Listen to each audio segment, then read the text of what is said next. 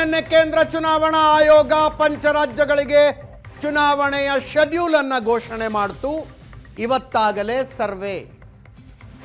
BJP ಪಶ್ಚಿಮ ಬಂಗಾಳ ಮತ್ತು ಕೇರಳದಲ್ಲಿ ಮೊದಲ ಪಟ್ಟಿಯನ್ನು ರಿಲೀಸ್ ಮಾಡಿದೆ. ಪಶ್ಚಿಮ ಬಂಗಾಳದ ವಿಷಯ ನಾವು ಚರ್ಚೆ ಮಾಡಿದ್ವಿ. ಕೇರಳ ಇತ್ತೀಚೆಗೆ ನಡೆದ ಸ್ಥಳೀಯ ಸಂಸ್ಥೆಗಳ ಚುನಾವಣೆಯ ಫಲಿತಾಂಶ ಕಾಂಗ್ರೆಸ್ ನೇತೃತ್ವದ ಯುಡಿಎಫ್ಗೆ ದೊಡ್ಡ ಭರವಸೆಯನ್ನು ತಂದುಕೊಡ್ತು. ವಿಧಾನಸಭಾ ಚುನಾವಣೆಗಳಲ್ಲಿ ಗೆದ್ದು ಬಿಡ್ತೀವಿ ಅನ್ನುವ ಭರವಸೆ. ಎಬಿಪಿ ನ್ಯೂಸ್ ಸರ್ವೆ ನೋಡಿದರೆ ಆ ಕನಸು ನನಸಾಗೋ ಹಂಗೆ ಕಾಣಿಸ್ತಾ ಇಲ್ಲ. ಈ ಸರ್ವೆ ಪ್ರಕಾರ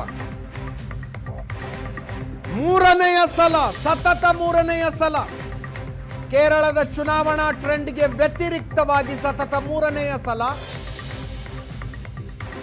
ಎಲ್ಡಿಎಫ್ ಕಮ್ಯುನಿಸ್ಟ್ ಪಕ್ಷದ ನೇತೃತ್ವದ ಮೈತ್ರಿಕೂಟ ಅಧಿಕಾರಕ್ಕೆ ಬರುವ ಭವಿಷ್ಯವನ್ನ ಎಬಿಪಿ ನ್ಯೂಸ್ ಸರ್ವೆ ನುಡಿತಾ ಇದೆ. ಬಿಜೆಪಿ ನೇತೃತ್ವದ ಎನ್ಡಿಎ 2 ಅಂಕಿ ದಾಟೋದಿಲ್ಲ, ಸರ್ವೆ ಹೇಳ್ತಾ ಇರೋದು.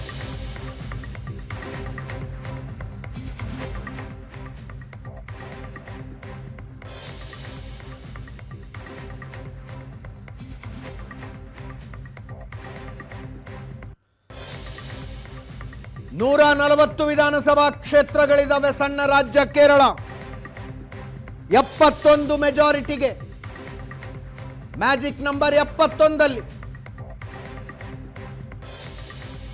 ಎಬಿಪಿ ನ್ಯೂಸ್ ಸರ್ವೆ ಹೇಳ್ತಾ ಇರೋದು 61ರಿಂದ 71. ನಮ್ಮ ಸ್ಕ್ರೀನ್ ಮೇಲೆ ಕಳೆದ ಚುನಾವಣೆಯ ರಿಸಲ್ಟ್ ನೋಡ್ತಾ ಇದ್ದೀರಿ. ಈ ಸಲ ಎಬಿಪಿ ನ್ಯೂಸ್ ಸರ್ವೆ ವಿವರಗಳು ಬರಲಿ.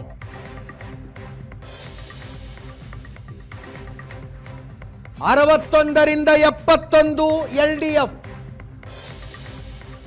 58ರಿಂದ 69 ಕಾಂಗ್ರೆಸ್ ನೇತೃತ್ವದ ಯುಡಿಎಫ್.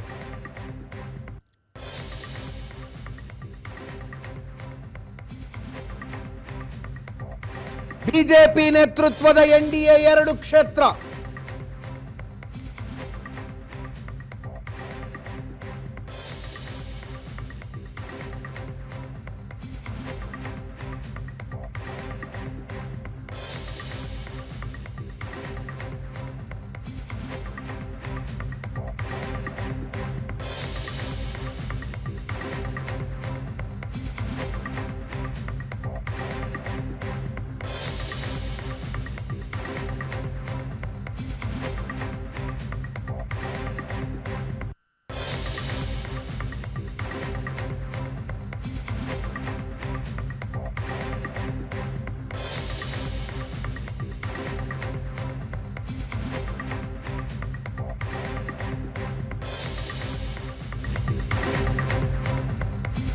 ಬಿಜೆಪಿ ಮೊದಲ ಪಟ್ಟಿಯನ್ನು ಘೋಷಣೆ ಮಾಡಿದೆ.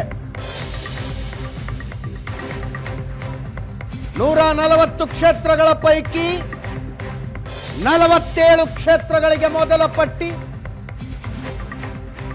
ಮಾಜಿ ಕೇಂದ್ರ ಸಚಿವ ರಾಜೀವ್ ಚಂದ್ರಶೇಖರ್ ಸ್ಪರ್ಧೆ ಮಾಡ್ತಾ ಇದ್ದಾರೆ ನಿಮೋಮ್ ಕ್ಷೇತ್ರದಿಂದ.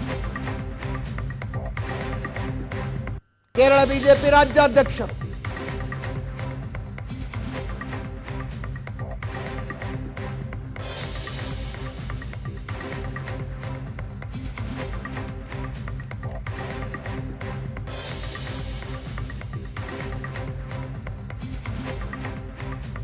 ಕೇರಳ ಅಲ್ಲ, ಈಗದು ಕೇರಳಂ.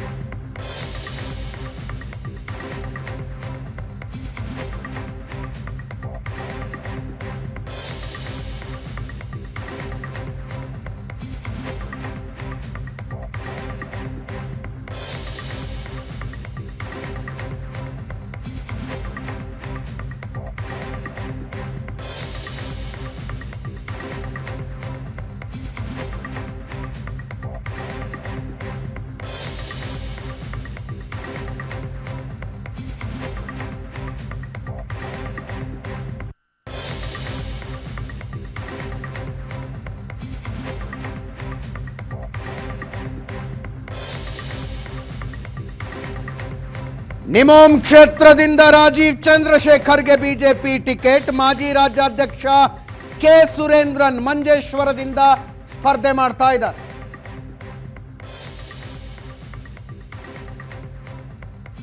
ಎಬಿಪಿ ನ್ಯೂಸ್ ಸರ್ವೆಯ ಭವಿಷ್ಯ ಇದು. ಕೇರಳದಲ್ಲಿ 61ರಿಂದ 71 LDF, 58ರಿಂದ 69 ಕಾಂಗ್ರೆಸ್, 2 ಬಿಜೆಪಿ ನೇತೃತ್ವದ NDA.